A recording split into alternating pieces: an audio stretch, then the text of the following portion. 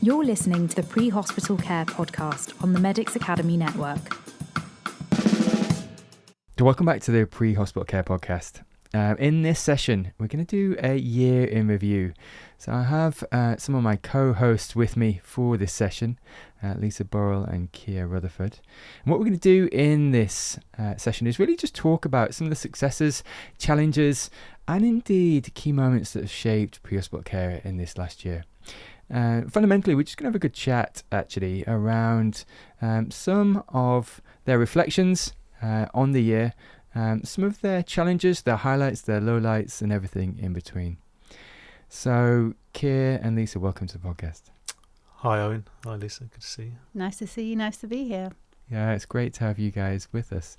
So I guess just to start with, I just wanted to open up by just getting both of your reflections really on this last year. So maybe some of the highs and lows, because Keir, you've just celebrating 20 years. I have, yeah. As 20-year milestone in the ambulance service. Still alive. Just celebrating that. Grayer. Yeah. And Lisa, you're in a really interesting space at the moment where you're kind of managing 3 different ecosystems or jobs, or and so we'd love to sort of tap into that as well. I guess we start with Keir, just from yourself. How, just reflecting on 20 years, what are your thoughts? How quickly time's gone, and what I've learned in the last 20 years. I probably wouldn't have imagined when I was 22 that we'd all be sat here having this conversation. I wouldn't have imagined that I'd have had the journey that I've been on. And I suppose that's what, when I reflect on 20 years, that's what it's been. It's been a journey of ups and downs. I've enjoyed the job, I've hated the job, I've wanted to leave. I've learned a phenomenal amount about myself, patients, how I manage stress, how I deal with people that are stressed. And I've done a lot during that time, and I've been very lucky and very fortunate, and surrounded myself with people that I've learned from. But I think above all, it's never really felt like I've kind of come into work. And 20 years is a long time, and I think when you look back on that to where I am now, and I suppose it's kind of that's off the back of I've worked in 2 HEM systems, I've mentored, I've kind of done ad hoc teaching, I've taught on courses, attended lots of courses. It's kind of what's next. And I think, working 9 years within the London APP programme and what that brings with it, and the exposure and what you experience, the highs and lows of that, which we've all done, and, kind of really been tested and challenged, is around what's next. What do I go on and do? I probably can't retire for another 15, 20 years. So, what do I go and do next with my job? And how do I reinvent it? How do I recreate it? And I've kind of been in a theme of critical care for the best part of a decade. And that's what I've kind of educated and specialised in, and kind of really kind of honed it. But, where do I go on from that? And that's probably my next question is, what's next? What do I want to go and do? Where do I want to go and take it? I think, what you're doing, Lisa, you kind of, that's the kind of evolving thing, isn't it? Where do you, kind of putting things back into systems, education and people, and kind of sharing and disseminating that learning is really important, I think. Yeah, we were talking about that actually just earlier this evening, weren't we, Owen? So I'm lucky. I work a really nice portfolio kind of career, I guess. But we were talking about how, just throwing back to when you start out, and when you start out, you're motivated you want to be the best paramedic you can be, or the best clinician you can be. You really want to push yourself for every marginal gain. You really want to be present at scenes where things are happening. You hear stories about your colleagues that go to things and you wish you were there, or you go to, you get your first to comment on their ambulance and you have a shift with no patients and you think, oh, God, I didn't see a patient today. And that's yeah, I mean, those are good times, but at some point you grow up a little bit, right? Yeah. And it becomes a bit less about you. It becomes a little bit less, like all the reflections you take away at the beginning are all around, did I do a good enough job? Did I do that thing that I've been reflecting on from the last case, that thing that I've been learning about, that thing that I've been training for? Did I do it? Was I the best I could be for that patient? But it is a little bit you-centric when you start, right? And there's something about growing up and maturing that you get to a point, and I'm not saying that I'm there at all, but I've really enjoyed watching other people get to a point where somehow it's not, you can tell when some people are at that point where they're looking after others, they're looking after the future of the whole profession, they're looking after just a bigger picture that's not so much about them. I mean, I quite like going to work now and having a quiet day. Yeah. I think that's a great Driving day, around right? chatting about stuff. But what do you get for 20 years in the ambulance service, kid? You get a pen? I haven't had anything yet. Ooh. Just grey hair, probably. Grey Grey hair and a coffee addiction. But but you reflect about your own life as well. It's not just, and I completely agree about what you said about, It's very formative. kind of, early on you wanted to see the patients, you wanted the exposure, you wanted to be learning and You're driven. being for at the that. sharp end of it, really, and being kind of there. But I think more and more now, you see a lot of really bad stuff day in, day out. Terrible things, life-changing things for people. Whole families are shattered within, a blink of an eye. And, I'm drinking coffee 1 minute in a coffee shop, and then I'm going to, a family whose life's changed fundamentally within a split second while I was drinking coffee. And, as I've got older and, my family's got older, that's it. I suppose, my reflections now change to my own life, and to what I'm doing and, what's important to me, and maybe it's less about the job, and less about, trying to achieve things in my career and more about achieving life things, really. And, certainly as we get older, and I go to people who have died that are far younger than I have. I've been to some people recently in their 20s, their 30s, so I think that's the important thing as well. It's not losing sight. We're driven early on in our career. I can think about, early on how driven I was to be a critical care clinician, work in a HEM system, and I'm very fortunate to have done that and really explored that and learnt from it. And actually, I've I can kind of say I've been able to do that, which has been an amazing experience. But it's also then allowed me to think beyond that and think, actually, what's next? Where do I? Where do we go? And some people see that foot coming off the pedal as a sign of burnout, but I really don't think it is. I think it is a sign of maturity, and it's somebody ready to change direction a little bit, change tack in what they're offering when they go to work every day. It's a complete mental shift, I think. I think that's So one of the things I wanted to kind of maybe double click on that you both share is that you're both part of high performing teams in various guises, and I guess. And also within that, and Keir, you've touched on this just now, and I'll pivot to Lisa for this next question. But you just made a point about, the privilege it is really to be in amongst a family's worst moment in their life, in that moment, as visceral as it is for them, and not lose sight of the fact it's a privilege actually.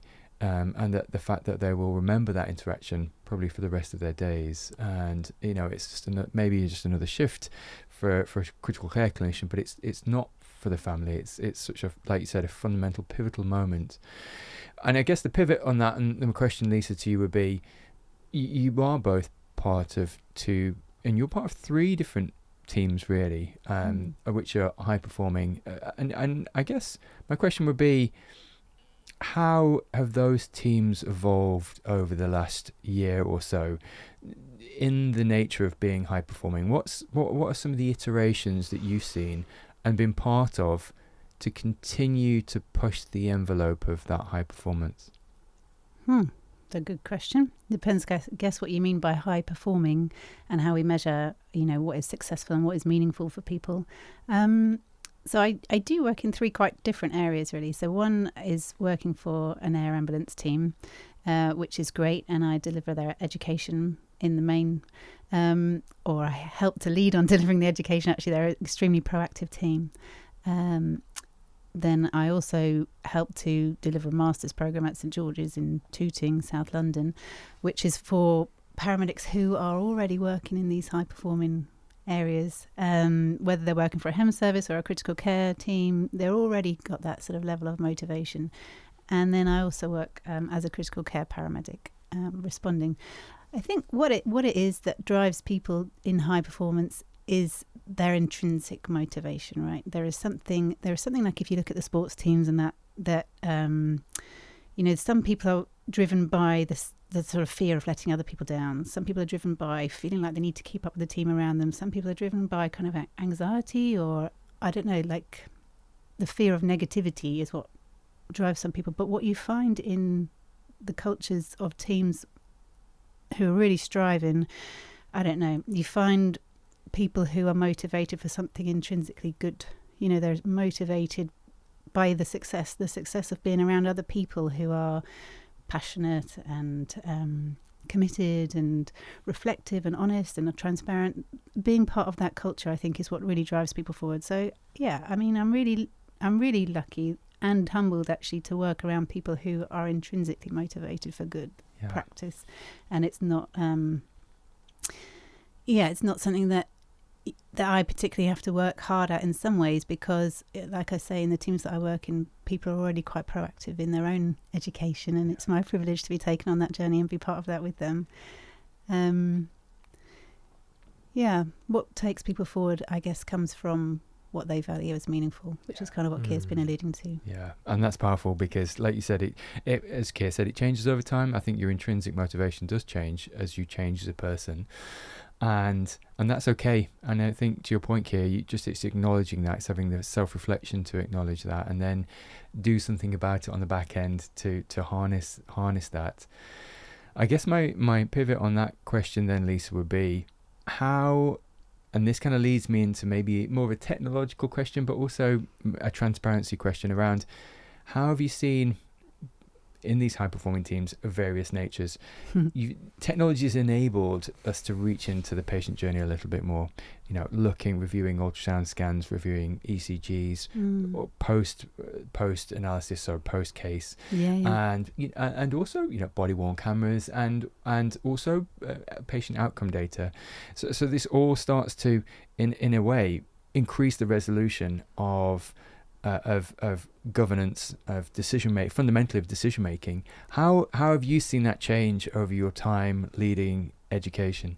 Yeah, well, this is a challenge for me because I love technology and I love the opportunities it brings for us. But I am like a granny, I really don't easily learn how to use these things, and I really love training the next generation or being part of their education. And there's a particular APP that I've been working alongside, and I call him my Gen Z APP, so APP, the Advanced Paramedic Practitioner, because he's so quick at picking up a piece of kit and just making something happen.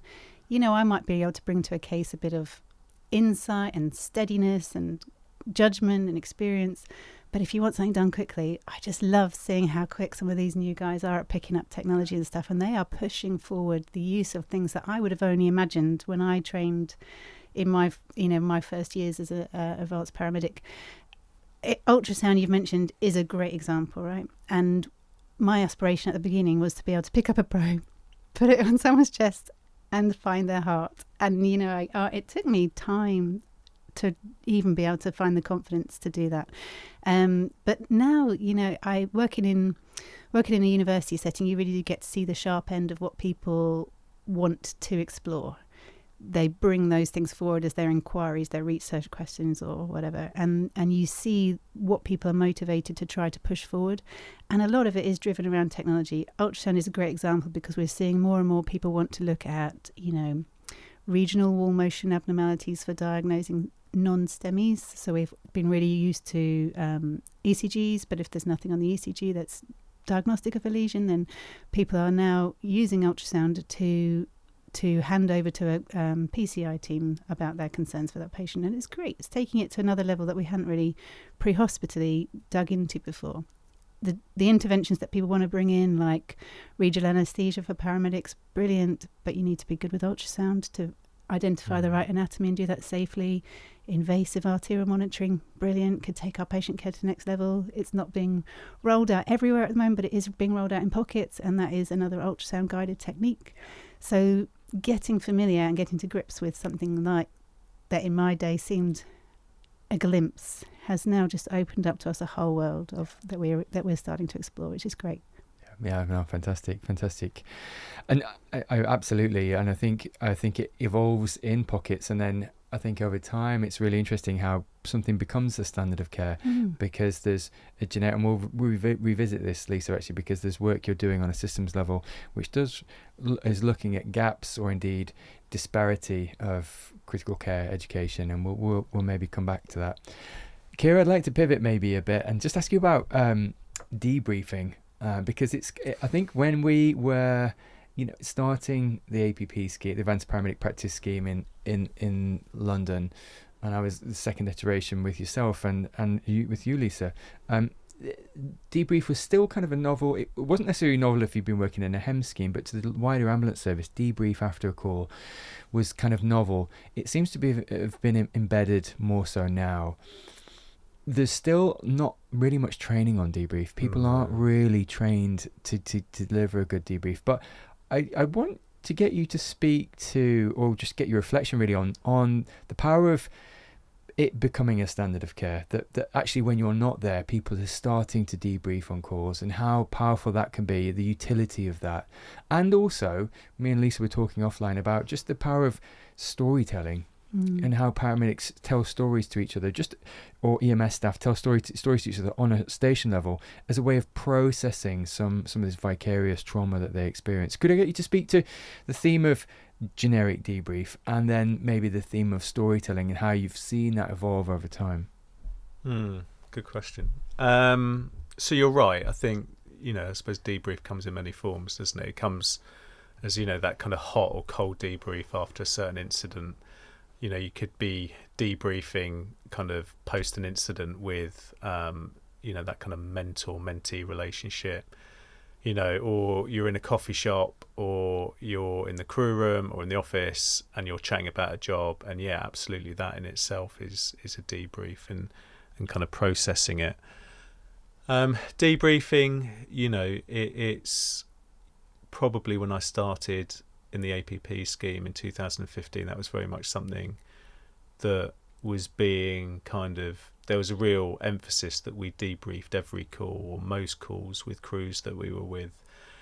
And I think then, it was a novel concept probably. And I think now, 9-10 years in, there's an expectation that we will be doing a debrief, and I've certainly had people ask me, when are we doing the debrief?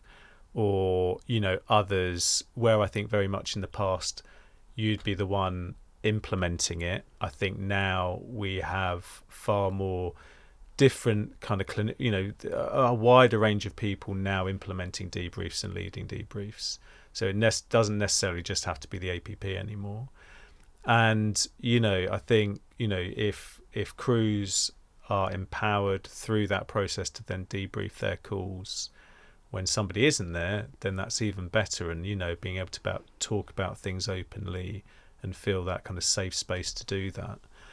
But I think you're right. Training and education around debriefing is limited. And I think there's, what comes with that is a risk that what you maybe then rely on is whoever's leading the debrief about how good they are at doing it and how well they can kind of read the situation and what they debrief. And it's very easy sometimes, I think we probably all can look back and reflect at debriefs that have gone very well and have been very organic and natural, and there has been good learning from it. I can also think of debriefs where I've been involved in where, things haven't gone well and you say the wrong thing in the wrong tone or use the wrong words, or you might sound a bit where you're accusing, or, people might already be feeling something kind of post that job anyway, and then you kind of make it worse by highlighting something. So, the debrief's really powerful if it's done well, I think it also can be can have negative consequences if it's done badly and not done well. And then that probably comes back down to how well do we do it. And, you know, again, we don't probably, you know, talk about debriefs. Do we debrief a debrief?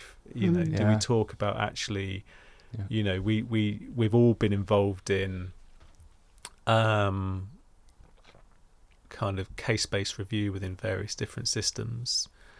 But I don't think we ever really talk about the debrief sometimes, and, you know, how well that's been done, and, you know, what some of the kind of negative feeling that people might take away from it once they leave. Because I think, you know,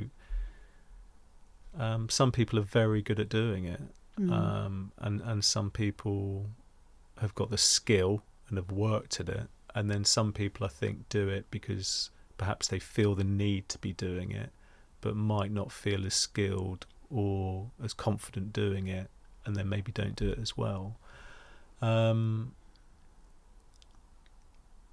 But yeah, I suppose, and going back to your final point, ambulance clinicians, we're storytellers, aren't we, really? Yeah. You know, we love a story. We love chatting about, reflecting on incidents. But, you know, that's when I started in my career. That's how I learned. You know, when it was quieter in the crew room and people were telling you about jobs and what they did and how it transpired and what, you know, that ultimately set the foundations to how I practice. Yeah. I don't know do you have similar experiences or? Well, I love the whole concept of storytelling. I like that you phrased it in that way, because it makes you think throughout all humanity, this is how real experience has been passed down from generation to generation, isn't it? By people stopping and taking the time to tell stories. And that narrative is really important to us as humans, actually. Sometimes we need our narrative to be heard, or sometimes we just need it to be not inside us anymore, just to talk it out a little bit, right? But sometimes we need to hear other people's narratives if we're going to be able to open our thinking and grow. And people have always done it for good reason, I think. And there's definitely a strong place for it in clinical practice. I would agree with that. I think going back to that comment at the beginning where it's become commonplace, you know, actually, I can think of certain jobs during my time, certainly as an APP, where we've debriefed certain incidents and there's been really powerful learning, and like everyone's walked away from that, and actually it's been a motive. You know, it's people haven't just learned clinically, they've learned something about themselves as well. But the team have been open to that. I think the risk is sometimes that where it just becomes commonplace, are we actually always just, is it leading to learning, or are we debriefing because we're just debriefing? And I think more and more now I will ask the team, is there anything anybody wants to talk about? And do we need to do a debrief? Because I think there's some jobs where you go through it and actually it's been a relatively straightforward job. The team's done really well and you can feed that back and you can discuss that. But actually, is there going to be anything learned from doing a 10-15 minute hot debrief on it? Probably not. And we're just doing it for the sake of doing it. So I think it's more and more now it's finding probably the jobs where it's important really to debrief, because actually when it becomes routine, does it just become a tick box exercise, and it just becomes something that we lose the real learning concept from it, I think. And I think there's micro elements of that, which you just mentioned there, Keir, is, you know, not being scared or afraid, not that you would be, but to not negating the power of affirmation. Just saying, look, we don't necessarily need to debrief this, but I really like how you handled this, or how the way you spoke to the patient, or the way you deconstructed your language, or the decision making on scene was very clear and concise. The handover was great. You know, replicate that in future. I think that was great, without being patronising, but just learning to call out good practice. And again, that's maybe sits outside of it sits inside of a debrief, but it can sit outside of a debrief. And like I said, but still sometimes those kind of words are really powerful, because what I've learned is myself and other people kind of marinate on affirmation like that sometimes, and bring it back and hopefully do replicate it. I certainly, it's been a theme in my life.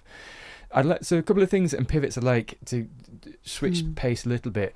I'd like to talk about major incidents and get both of your thoughts about what we're not talking about in major incidents. But before I do that, Lisa, I'd like to talk to you about something you're involved with at the moment, which is about narrowing the gap on in the systems-based approach, and indeed the level and ceiling of care of critical care paramedics within the UK and in their education, and it is quite a disparate spectrum at the moment. You know, what's happening maybe in the south coast versus maybe in the north of England versus what's happening in Scotland, what's happening in Wales, and everyone's kind of doing their own thing. True to say. What from your thoughts? What just get your thoughts really before because there's maybe no definitive answer at the moment, so I wouldn't press you for that, but yeah, what are your thoughts? So let's start by saying there's one thing that a lot of people take for granted when they've worked for a HEM system is that, and some people forget, is that every HEM system is a standalone organisation. Every HEM system is a charity, pretty much. And so they've got their own standards of clinical practice, they've got their own governance system, they've got their own education system, they've got their own internal defined working model, right? So it's really, really easy to work in silos completely, which is odd when you think about it as a patient or a public. You just wouldn't actually expect that. So I think there is a real awareness of that, and a real appetite to try to join up more in terms of we've all got the same aspirations, actually. We've all got the same driving motivations. We've all got the same challenges. We've all got so much to share and collaborate on. So one thing that I'm involved in at the moment is trying to bring together a group of the education leads from across all these different air ambulance charities from across the UK. We've got almost all involved, and I'm really sorry to the one who's out there listening to this thinking, well, she hasn't asked me. I'm trying really hard to get in touch with everyone, so please, do get in touch with me. But we're in the early stages of bringing that together, and it has been met with such great sort of mixture of interest, curiousness, some relief, like, oh, so glad we're doing this. It's been such a long time where we haven't had this kind of connection. But just trying to join up what we're doing and sharing good practice, sharing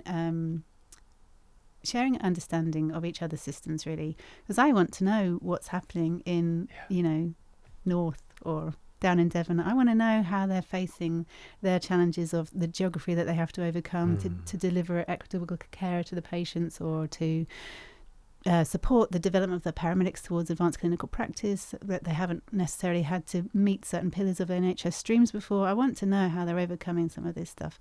And actually, when you start to talk to other people, they want to know as well, right? And some of them have done some of the things that we're looking to do, and they can share how they did that. And we're doing some things that other people haven't thought to do. We can share some of that. So yeah, there's so much opportunity as people come together and work together more. No, that's fantastic. And I think, like you said, actually, you look at comparative other analog systems, the ACP, Advanced Clinical Practitioner System, and there's a national standard, there's national guidelines, there's practice guidelines, there's a generic standardization, and yet you're right, there's these disparate silos of care, really, or indeed of practice, which are happening. So I think it's a really necessary piece of education, actually, and fantastic to see, and fantastic to see where it goes, actually. It's one of the big challenges in critical care is that there hasn't been a defined standard, but there's been motivation that has kept pushing forward for patients, which is brilliant, right? But even across ambulance trusts, it's difficult to define those standards, isn't it? And it's hard. There's some really good work going on behind the scenes with some of this, and we're trying to make sure we're aligned, not ignorant of all that good work. Yeah. And I think that starts with active listening, essentially, initially, like you said, just getting a semblance of where each scheme is, and what the ceilings of those care, and then going from there. Really interesting, actually. Keir, just pivoting to, and Lisa, pivoting to major incidents. What are we not talking about within major incidents this year? There has been some seminal major incidents, and there's been some seminal learning, but there is also maybe a long way to go, and there is still some gaps we need to close. What fundamentally, from your perspective, Keir, initially, what are some of the gaps that we need to be talking about? I suppose the publication of the kind of final part of the Manchester Arena inquiry has kind of brought about a lot of kind of conversation about, you know, how the care that's delivered to patients on scene, you know, the kind of conversations around things like lyoplas, certainly in paramedic practice. But, you know, I suppose Manchester Arena is one type of incident. You know, that was a pretty horrendous kind of act committed by somebody, that it was kind of like blast related injury. But, you know, I mean, in London we've had a number of incidents over the last, I don't know, couple of months really, of multi-patient house fires. And, you know, I think from a London perspective, you know, the kind of jobs that we regularly see at the minute involving multiple patients has been a rise in house fires and in housing blocks and multiple patients coming from them. And, you know, so it probably goes back to that one size doesn't fit all, you know. And I think Brixton Academy, you know, that was a bit of an eye-opener, and, you know, what happened in Korea as well. And that you kind of have, you know, it doesn't have to be a terrorist-related incident. You know, we actually can have multiple crushings. These surge events. And looking at things like Notting Hill Carnival and some of the crushing, how we've never had a major crushing incident at Notting Hill that's resulted in fatalities. I think, you know, it's keeping an eye on that, and, you know, and actually achieving what's realistic. And, you know, I think improving things like analgesia and coming off the back, and, you know, paramedics being able to use fentanyl. You know, the use of like lyoplas, it's an interesting conversation. But, you know, will lyoplas, you know, I think a lot of what around paramedic practice that came from Manchester Arena was about intervention, and maybe not necessarily around critical decision making. And I think, you know, it kind of equipping people with lyoplas, you know, that may improve outcome. But actually we know that patients that are, you know, exsanguinating, have non-compressible hemorrhage, it's actually about how quickly they can get to hospital. And, you know, it isn't necessarily about, you know, the kind of the logistical issues that might be about giving lyoplas, carrying it. You know, is lyoplas going to kind of improve outcome, giving 1 unit of lyoplas to a patient who's exsanguinating? Probably not. You know, we don't want to start developing false senses of security. These people need to be off scene and on the way to a major trauma centre as quickly as possible. In London, that's achievable. You know, and the conversation then goes about what happens if this event happens somewhere really remotely, where, you know, we have an access to 4 major trauma centres in London. You know, when you start going up places up north or into Scotland, should something happen like that at Manchester Arena, happen at a smaller venue, then there's, you know, the mortality rate is probably going to increase, because the access to healthcare and to specialist care is massively reduced.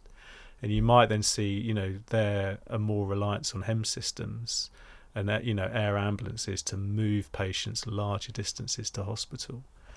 But that's probably also the bigger question is, you know, that healthcare is under huge amounts of strain at the minute.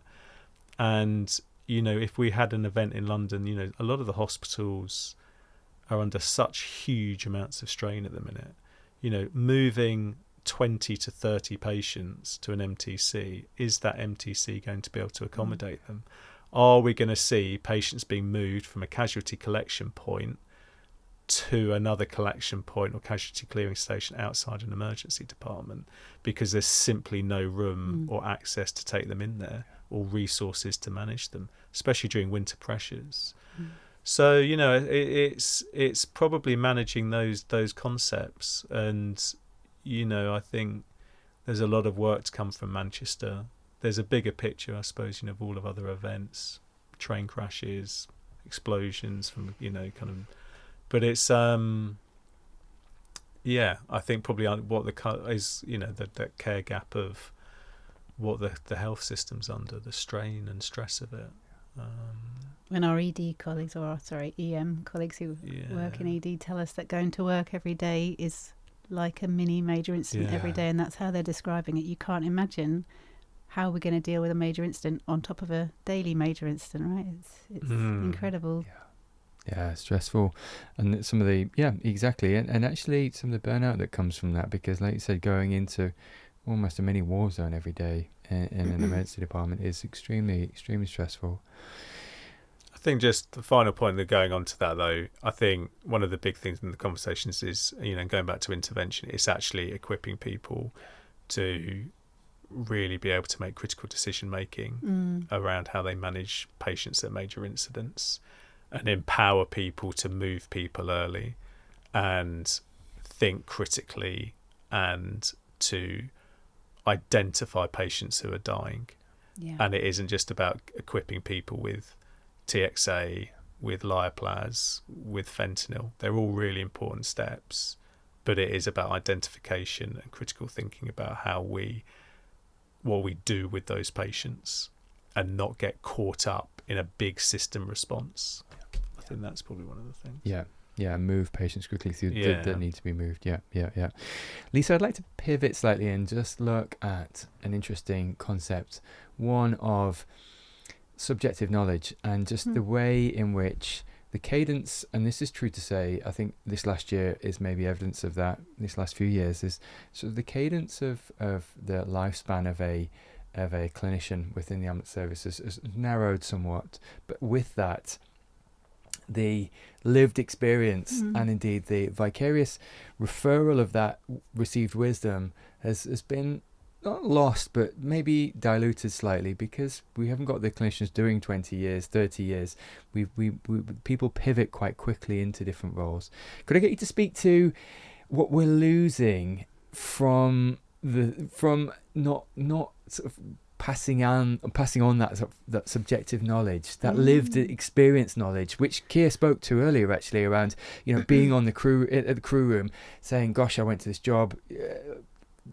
This was crazy, pale, sweaty. Did this? Maybe I should have done that. Maybe I should have done this." But we're not necessarily. And then the analogues of that is, I've been in the job now 20 years. This is what I've seen over and maybe we're not getting that subjective knowledge transfer. Could I get you to speak to it? Yeah, what a great moment to reflect on that when sat next to a man who's done 20 years. I've only done a mere 18, I think. So I'll speak from my minus 2 years of knowledge. It's interesting, isn't it? How what people base their practice on and where we find our sources of information these days. And I guess I am working centrally in that quite a lot. So we have been a profession that's really evolved in terms of our academic support, which is brilliant. I'm really an advocate these days for what higher education can bring to our profession. I know there's been some very real difficult barriers to overcome to make that available and realistic for people to get into that place. But I think that now higher education is just pouring brilliant opportunity forward for paramedics. I just think that there's so much to explore and take forward, really. But what we do find, having gone that way, is that there's a real thrust of science underpinning everything we do, which is brilliant, right? Evidence-based practice is what we talk about a lot, and we've seen over recent years massive trials, research studies, including huge data sets of patients, because credit to these people, right? It is hard to do pre-hospital research. It's really challenging to find out something meaningful amongst the heterogeneity of the patients that we see. And we want to find answers, and we want to find credibility in what we're basing our medicine on. So we've looked now, we've really made, academia has really brought the paramedic profession to a place where we really substantiate everything we do on a strong evidence base, and we hold a lot of hope behind these huge trials. And then, well, what do we find from them? It's interesting, isn't it? And I'm going to say that some of this isn't my own thoughts, but I'm quite interested in this area. So I've had this conversation with a lot of people recently about the impact that research has. And actually just today, one of my good friends said to me, the change that research has made is that it hasn't changed practice much over the last couple of years. Now, that sounds really derogatory to those people who are working extremely hard in these very valuable studies. But what she kind of meant behind that was it's validated people to not make a change in some places. You know, you look at some of the data, for example, from the UK Reboa trial as an example. You know, it's empowered people to make a decision perhaps not to take on an intervention in some places where that intervention might not be effective for patients. So research, these huge trials have given us great generalizable data. Some of it hasn't necessarily changed practice, but it's given us this wealth of data. One thing I'm interested in is not so much now that generalizable data, but how we find what is applicable to the patient I'm standing in front of from that huge data set. How do I know that amongst that massive group of patients, the one that's in front of me is going to respond to the treatment that I'm able to provide, right? And I think we have lost a thread of the power of subjective experienced data, information, right? That's not necessarily generalizable knowledge that we've been used to building our practice on, but it is transferable knowledge. Somebody who is an expert has that credibility, that expertise of experience, can pass on a huge wealth of how to manage a particular problem in a particular situation. And if we don't really dig into, you know, the individual cases, if we don't really draw out the learning from individual cases, I guess going back to what you were saying about debrief, how do we really know what to do for the next time and to pick up the right thing for that patient? And actually, I'm going to do my own segue now, Owen. Actually, the thing that I'm really interested in at the moment is patient-public involvement, and actually hearing not just clinician stories, but just saturating our medical evidence base with patient stories, really finding out whether the research questions that we're even asking are meaningful to patients, and knowing that what we're doing is making it, is reflecting the value of the people who are receiving care from us. You know, whether they really feel like, I don't want to name any particular trial, but they really feel, are the questions that we're asking really meaningful questions? Are they questions that really need to be answered, or are they questions that are already accepted in expert practice? And actually we can find, I think if we bring in that patient voice more and more, we'll find how to make our interventions more meaningful. I think that's extremely valuable, Lisa, and I'd like to hear Kira's perspective on that, actually, because I think fundamentally we all join for the patient. The whole governance system, we include patient outcome, but the voice of the patient is largely absent in our governance process, but actually it's powerful because they do care about competence, but actually they also care about bedside manner. They care about how much pain they're in. The things that patients probably remember is pain and manner, if the patient's conscious enough to do so, and also quality of life, but it's getting the patients to speak to inform practice. I think it's extremely powerful.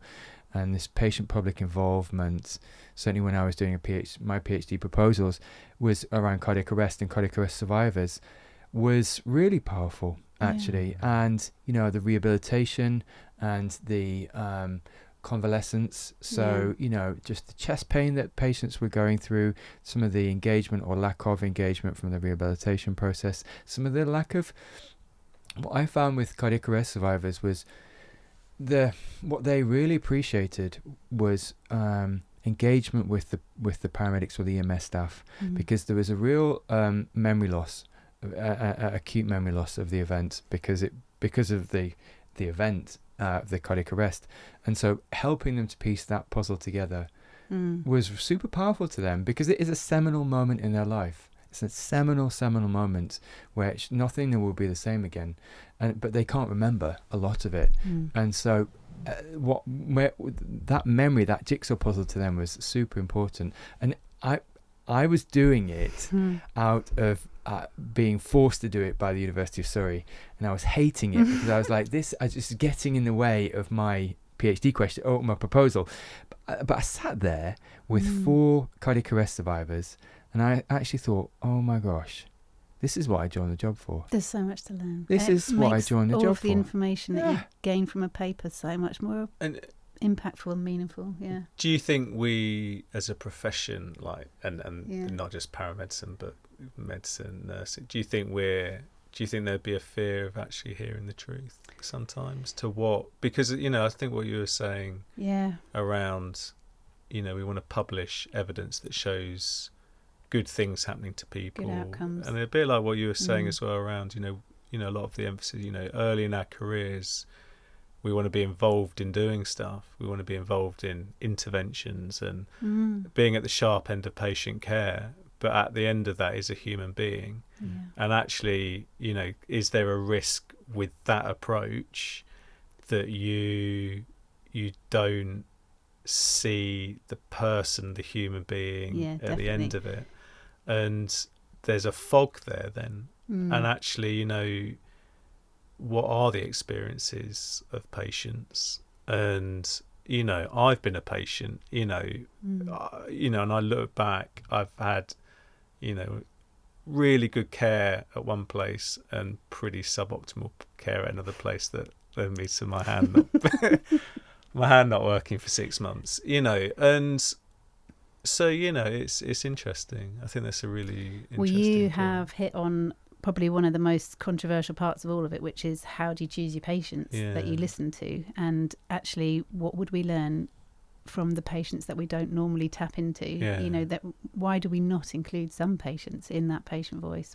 And some of it is insurmountable, right? Some patients it's just ethically not right, or they're inaccessible. But we do tend to hear from patients in a very convenience sampling kind of way, that it works for us and it works for them, but we probably are missing a huge amount of learning within some of that as well. And there's probably that when complaints happen and when we see that as like something negative's happened, a threat, we don't want to learn for it, we might apologize for having something happened, but actually somebody is coming back at us, or the trust about quite a negative experience that might have happened.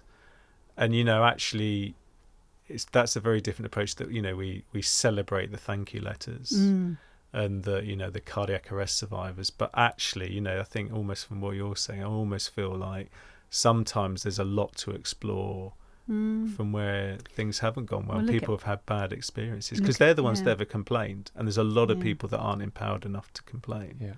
Look at Martha's Law and how amazingly powerful that is going to be for all of us. So these things do transform practice, but not just that. I think it's us, the academics, we've been guilty of pushing this thing of, you've got to produce critical analysis, you've got to produce some appraisal of literature, you've got to go and do your research strategy this way, and somehow we have guided people away from the credibility of the detail of patient experience and the clinical detail of the case that they're faced with. And we've taken people away from really digging into things like case reports. Case reports are published because they're really interesting. They're really interesting cases that somebody wants to tell you the story. They want to hand that down from their experience into the next generation. So, I think maybe the landscape of how we view knowledge could reshift again, but that's just reflecting my interest, I suppose. No, it's powerful. It's absolutely powerful, Lisa. And it's a nice segue, actually, to look at case studies. And actually, as a pivot and as a segue, Kira, I'll get you to speak first and maybe then Lisa. Just if you could just... It has been probably quite a full-on year for you, being part of a HEM system, balancing that with an advanced paramedic critical care ground-based system as well, but just night shifts, day shifts, early shifts, late shifts. Could you maybe speak to a case study which has stood out for you, just a patient or indeed a scenario which has made you think this is actually all worth showing up for? Yeah, I've been really lucky. I think just with what you're saying, I've been really lucky to have that exposure. It's been very busy, but being able to do both roles in two systems, the learning's been pretty phenomenal. But yeah, it's exposed me to a lot of patients where you've I suppose some patients have died and some patients have lived, and I can, certainly one patient this year who, this was as an APP, there were two of us, and this patient was an out-of-hospital cardiac arrest. And earlier this year, we implemented for the London critical care APPs a kind of pre-hospital pathway for accessing ECMO at a number of sites across London, and I think we're about a month into the pathway being in place, and this patient had a cardiac arrest in the street. We were relatively close to one of the centres, and everything kind of came together for this patient. And the patient was actually in cardiac arrest for quite a long time, over the time that we would say was within the time frame for ECMO on our pathway. But this patient essentially survived, and has survived very well, and it's pretty phenomenal. And I think, looking at that, it's an interesting, kind of, as more things like, pre-hospital ECMO comes to the kind of the table and around how that's implemented and to what patients. It was interesting how this patient, I think had she probably not had ECMO, I think she would have died. But she's gone home, and that's pretty amazing, really. And all credit to the hospital she went to, who absolutely invested in her care. But it was also a team effort from the police, the ambulance service. And I think, that patient really stands out for me. But, I think there's a whole host of patients this year I've kind of been to and attended. And, I think certainly some of the penetrating trauma patients that I've been to, and a lot around the approach of, that kind of, certainly what LAA's brought in, this kind of concept of damage control, pre-hospital resuscitation, and seeing a couple of patients this year and how that's implemented into their care, and some of the changes in that and around exsanguination. It's a really interesting kind of topic, and probably something to explore later. Yeah, absolutely. And the podcast you did on pre-hospital blood actually was fantastic. Touched on that. As we start to come into land actually on the conversation, I'd actually like to speak to what this next year holds, really, for as far as critical care, because you are both quite niche within the critical care sphere. We are starting to see a higher level of governance. We're starting to see some national cooperation. Could I get you to both speak to, maybe Lisa first, just what you hope for 2025, what you see, what your personal aspirations are within your roles, but what you see nationally, whether it's alignment within critical care schemes, whether it's more alignment within governance, whether it's more alignment within generic levels of paramedics doing masters or PhDs. What do you aspire for? What would you see coming in 2025? Oh, well, those are two slightly different questions. But honestly, the thing that still, sometimes you have to stop and think, what is it that gives me real joy in my career? What puts the wind in my sails? And definitely for me, the moment that I love is seeing paramedics really excel at, when we've been involved in their education, and then they do something where they really excel. It's exciting. I feel over the moon, and I love watching paramedics push forward. I love seeing the next generation come through and do more than I ever did, and come up with ideas that I never had, and be really good with the technology or whatever it might be. So what I hope for really is that we can help them integrate more and more in advanced levels of practice, that we can be more collaborative with other medical disciplines, that we can find a more connected way across the country, even for paramedics to be recognised for the unique skill set that they have, but also supported to develop and push the ceiling up. So fantastic. And you're touching on something there actually, which is something I was bumping up against a while back around mentorship into critical care, because I think there's maybe locally a baseline or a benchmark that you have to aspire to, but actually maybe what we found as a critical care scheme in the past, both from an air ambulance and a ground-based ambulance system, is that just because you meet the prerequisite doesn't mean that there has been enough exposure to the environment. And I mean, not only mental fortitude, but just reflection, critical analysis, and this peer review, mentorship. And so I guess my question on the back end of that, before I come to Keir, would be, how do you see we better prepare EMS staff / paramedics for critical care? Could we open up a mentorship scheme, or indeed even a ride out scheme, where paramedics start to more so ride out, or indeed even more so get access into the governance schemes or systems to start to become exposed more to the world, so it's not such a shock, culture shock, visceral shock and experiential shock when we drag them into critical care practice? How do we better integrate paramedics into the world? Yeah, and that probably comes back to that point of generational hand-me-down, isn't it? I don't think we drag anyone into the world. I think there's a lot of people, it's really humbling to be around trainees, because there's a lot of people who aspire into this role with so much enthusiasm. And we're looking to expand what we do all the time, and we can't do that on our own. We talk all the time about how it would be so, we could do so much more as a 2-person team when we're a 1-person team, or if you're a 2-person team, what you could do if you were a 3-person team, you know. So there's, I mean, I'm not in a position to make those sorts of decisions in a system, but there's definitely potential for, like you've been talking about ride-alongs. The debrief that we've been talking about earlier is an opportunity. The culture that we rely on, the D&D or the case discussions, are integral to that culture for us to all have a shared sort of understanding of what it's like to stand in the boots and deliver the care. And if you take some time on scene at the end of a case to close the case, you know, someone famously said, I think it might even have been on one of your podcasts, Owen, someone famously said that the debrief is the last chapter of that patient's care, but the first chapter of the next patient's care.